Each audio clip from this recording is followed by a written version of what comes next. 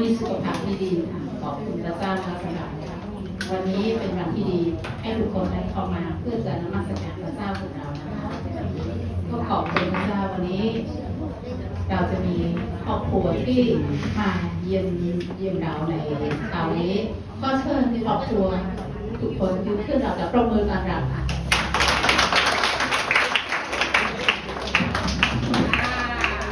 ขอบคุณพระเจ้าค่ะยินดีต้อนรับเข้าสู่การนมัสการและก็พานิเวศแห่งนี้เราเป็นพี่น้องกันนะคะเราสามารถออกมานมัสการพระเจ้าได้นะคะแล้วก็ขอบคุณพระเจ้าในที่นี้เราจะมีวันพุธวันศุกร์และวันเสาร์ค่ะเริ่มจาก6 โมงค่ะถึง2 ทุ่มครึ่งค่ะถ้าทุกคนสะดวกเข้ามาเพื่อจะสัมพันธ์ธรรมกับพระเจ้าได้อธิษฐานเพื่อสื่อการรายการได้นะคะก็ขอบคุณพระเจ้าสำหรับทุกคนที่มีโอกาสได้เข้ามาแล้วก็ขอบคุณสำหรับความรักของพระเจ้าที่มีต่อเราทั้งหลายให้เรามีวันนี้ได้เราขอบคุณพระเจ้าของเราด้วยกันนะคะเพราะว่าความรักของพระเจ้านั้นจริงใจไม่ว่าวันเวลาจะเปลี่ยนแปลงเป็นวันเป็นเดือนเป็นปีแต่ความรักของพระเจ้าไม่เคยเปลี่ยนแปลงขอบคุณพระเจ้าเราจะบอกคนข้างๆและคนทางหน้าว่าพระเจ้ารักคุณ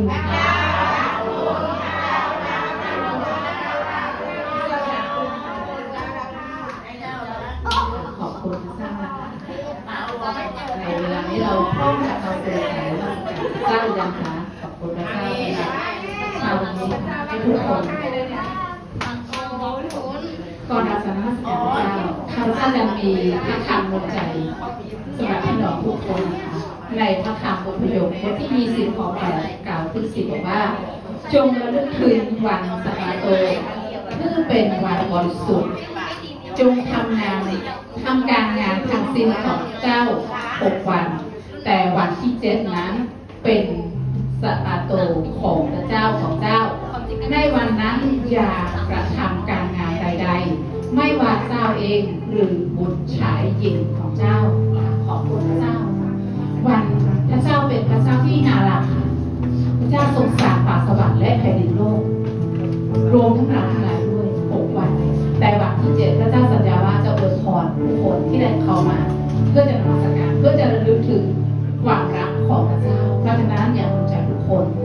ในวันที่7เป็นวันที่ทุกคนได้รับพระพรมาจากพระเจ้าขอให้ทุกคนนะระลึกถึงความรักความเมตตาของพระเจ้าของเราเวลานี้ให้ทุกคนนะเตรียมตัวเตรียมใจเพื่อจะเข้าสู่การนมัสการเพื่อจะเข้าเฝ้าพระเจ้าของเราให้ทุกคนเข้ามาสารภาพว่าและก็ขอบคุณพระเจ้าสำหรับชีวิตในลมหายใจที่เราได้มาเราหลังจากพระเจ้าให้ทุกคนสารภาพว่าต่อพระเจ้าแม้ความผิดการกระทำในใจของเราหรือความโกรธเคืองจากใครบางคนขอให้พระเจ้าทรงชำระและเปลี่ยนแปลงให้เราดำเนินชีวิตในทางของพระเจ้าของเราเป็นคนที่ชอบธรรมที่พระองค์ทรงพอพระทัยเราจะสารภาพต่อพระเจ้าของเราพระเจ้าพระบิดาขอบคุณพระเจ้าสำหรับความรักยิ่งใหญ่ของพระเจ้าโดยพระฤทธิ์ของพระเจ้านั้นชำระข้าพเจ้าให้พ้นจากความบาปขอบคุณพระเจ้าโดยการที่เจ็บปวดของพระองค์นั้นพระองค์ทรงรักษาข้าพเจ้าให้หายขอบคุณพระเจ้าสำหรับชีวิตและลมหายใจที่ลูกได้มาขอให้ชีวิตลูกได้อยู่เพื่อขอบพระคุณพระเจ้าสรรเสริญพระเจ้าขอพระองค์ทรงชำระและเปลี่ยนแปลงชีวิตของข้าพเจ้าทุกวันเวลาขอพระเจ้าทรงเปลี่ยนแปลงความคิดการกระทำการโกรธเกี่ยวกับใครบางคนข้าพเจ้าไม่สามารถจะเปลี่ยนแปลงตัวเองได้แต่ขอพระเจ้าทรงเป็นผู้นำทางของข้าพเจ้าให้ข้าพเจ้าได้ดำเนินชีวิตในทางที่ถูกต้องของพระเจ้า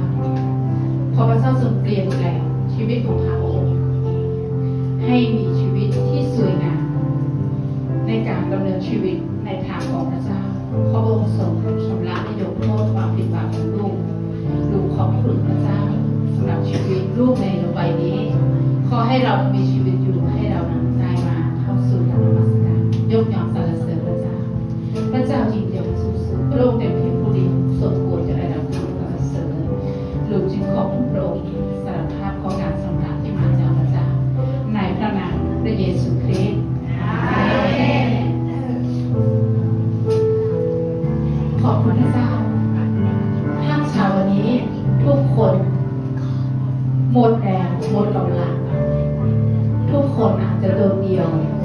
อยู่ตัวคนเดียว แต่ทุกคนอย่าลืมว่า มีพระเจ้าเฝ้ามองดูเราทุกวันเวลาเราพร้อมจะผู้ใจที่อ่อนแออ่อนระของเราทั้งหลายพระคำของพระเจ้าได้กล่าวไว้ว่าพระเจ้าทรงเป็นเสนาปกประกาศและผู้ช่วยกูของข้าพระองค์เป็นพระเจ้าของข้าพระองค์เป็นพระศิลาข้าพระองค์เข้าที่ภัยอยู่ในพระองค์เป็นโลเป็นพลังแห่งความรอดของข้าพระองค์เป็นที่กำบังเข้มแข็งของข้าพระองค์ขอบคุณพระเจ้าให้ทุกคนยืนขึ้นเราจะนมัสการพระเจ้าในบทเพลงนี้ให้ทุกคนให้ครัวในบทเพลงนี้เราจะเข้ามาทักผิดในพระเจ้าให้พระเจ้าเป็นโลเป็นกำบังเป็นศิลาที่เข้มแข็งสามารถพานำชีวิตของเราให้พ้นจากปัญหาความทุกข์ยากลำบากความอ่อนแออ่อนกำลังของเราทั้งหลายฮาเลลูยาเมื่อทะเลตรงพบมรสุมแปรชีวิตของเราก็เป็นเช่นนั้นฮาเลลูยา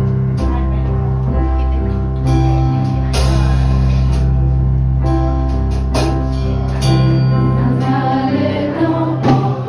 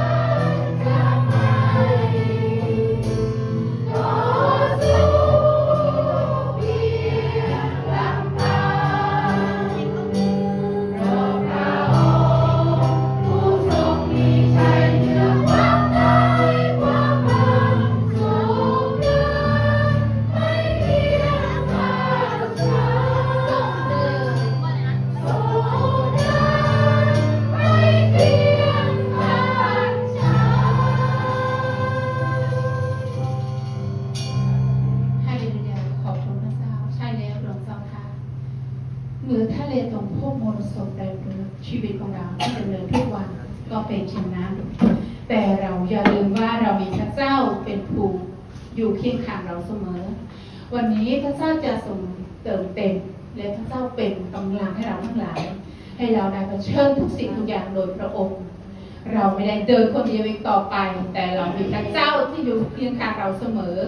ขอบคุณความรักของพระเจ้าที่มีต่อพระชากรของพระองค์ขอบคุณพระองค์ที่พระองค์เป็นที่ลี้ภัยในชีวิตของข้าพเจ้าทั้งหลายข้าพเจ้าขอฝากชีวิตทุกสิ่งทุกอย่างมอบแด่พระองค์ไม่ว่าวันนี้พรุ่งนี้จะเจออะไรแต่ขอให้พระเจ้าให้เราทั้งหลายทั้งใดผ่านพ้นไปได้โดยพระองค์เป็นผู้เสริมกำลังเร็วแรงพระเจ้า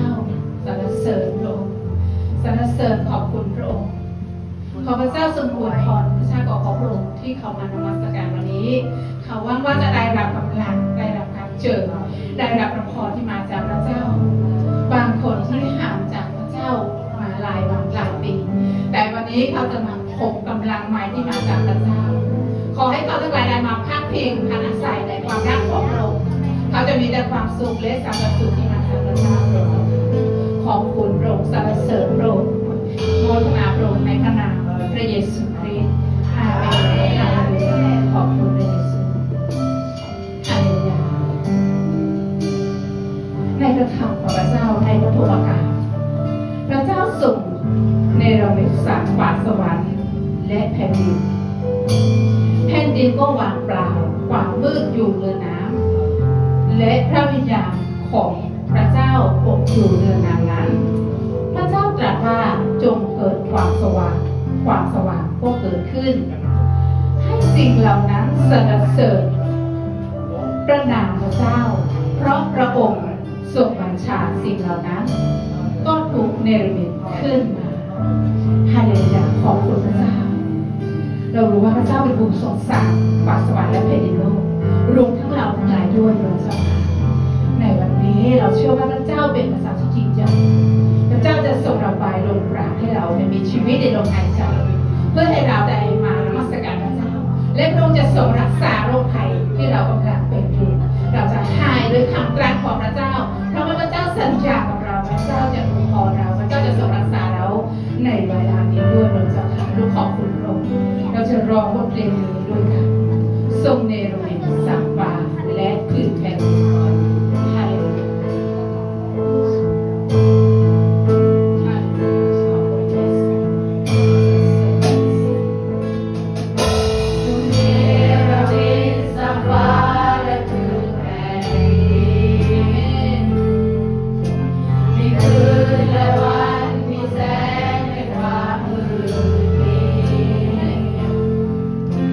ระบายลมหา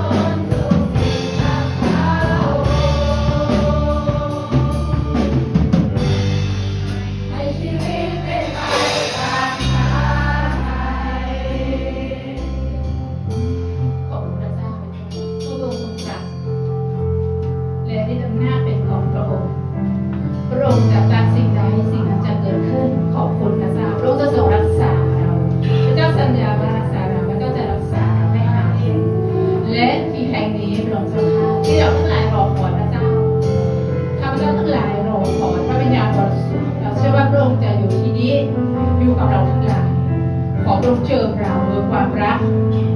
ของพระองค์และเทความรักของพระองค์เกิดชีวิตของเราทั้งหลายที่แห่งนี้ที่เรารอคอยพระองค์ฮาเลลูยาพระเจ้าพระบิดาโอ้องค์พระเจ้าทรงช่วยผู้ขับพระองค์ฮาเลลูยาเพราะพระพักของพระองค์ข้อแสงลงมาฮาเลลูยาเพราะพระองค์เจิมข้าพเจ้าโดยพระวิญญาณบริสุทธิ์ของพระองค์ให้เราได้รับกำลังมาจากพระเจ้าฮาเลลูยาโอ้องค์พระเจ้า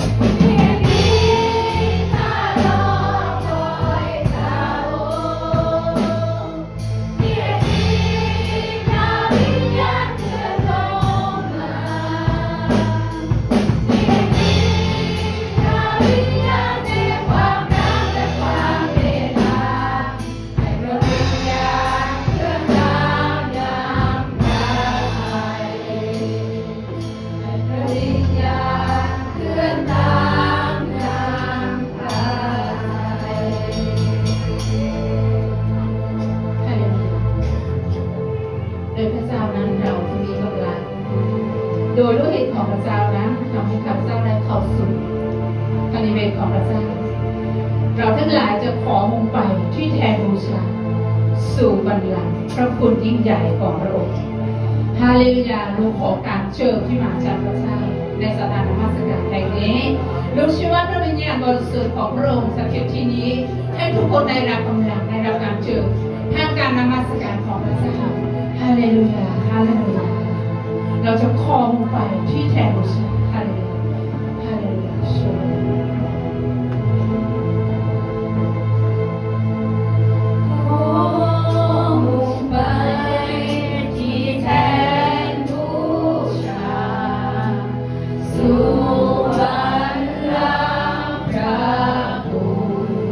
ยิ่งใหญ่พระวิญญาณราชาทรงเจ้าชีวิตข้าไว้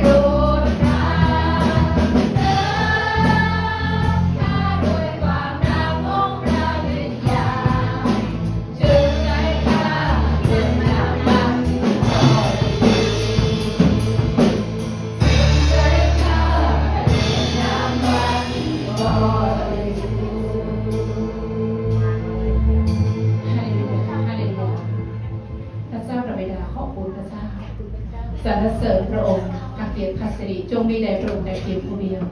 ฮาเลลูยาพระเจ้าเป็นผู้ยิ่งใหญ่ข้าพเจ้าจะยกย่องสรรเสริญพระองค์แต่เพียงผู้เดียวลูกขอการเจิมข้อการทรงนำที่มาจากพระเจ้าในเช้าวันนี้พระองค์เจ้าค่ะลูกขอบคุณพระองค์อธิษฐานในพระนามพระเยซูคริสต์เราอยู่ในท่าทีการนมัสการพระเจ้าของเราต่อไปนะคะขอบคุณพระเจ้าด้วยความรักของพระเจ้าเราเป็นลูกของพระเจ้าพระเจ้าให้เรามานมัสการและวันนี้เราจะมานมัสการยกย่องพระเจ้าของเราร่วมกันอาเมนฮาเลลูยาความรักของพระองค์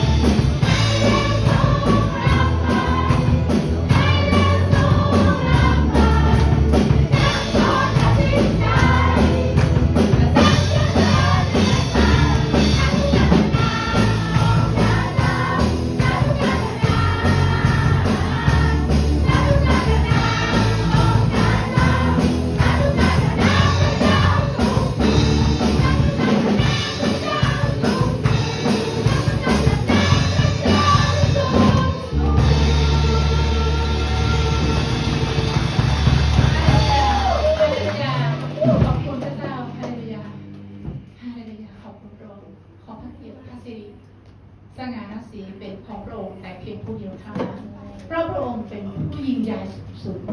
ขอบคุณพระเจ้าขอพระสิริพระเกียรติเป็นของพระองค์ขอบคุณพระองค์แต่เพียงผู้เดียวเท่านั้นคือพระเยซูคริสต์เจ้าอาเม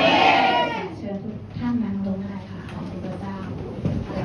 กำลังการนมัสการพระเจ้าเวลานี้เราจะมาถวายสัตย์ร่วมกันนะคะก็เชิญผู้เดินคงถวายนะคะ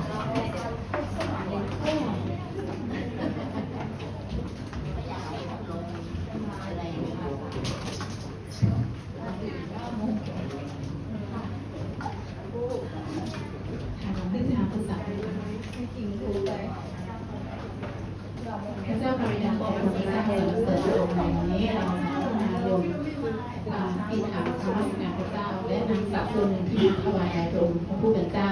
ก็พระองค์ทรงชำระและก็อวยพรให้น้องทุกคนมีมือทุกมือใจทุกใจที่ถวายใจสัตย์สื่อนั้นพระองค์จะอวยพรเขาที่มากมายอย่างเลื่อนลมยกเจ้าค่ะและขอพระเจ้าทรงอวยพรสุขภาพร่างกายการงานและขอพระเจ้าทรงโปรดเลี้ยงดูไม่ให้ค่าสิ่งดีใดๆพระองค์เจ้าค่ะและขอให้ทรัพย์นี้ไปเกิดผลในงานของพระเจ้าอย่างมากมายขอบคุณพระองค์อธิษฐานในพระนามพระเยซูคริสต์อาเมนชาติมีชีวิตอยู่ตราบใด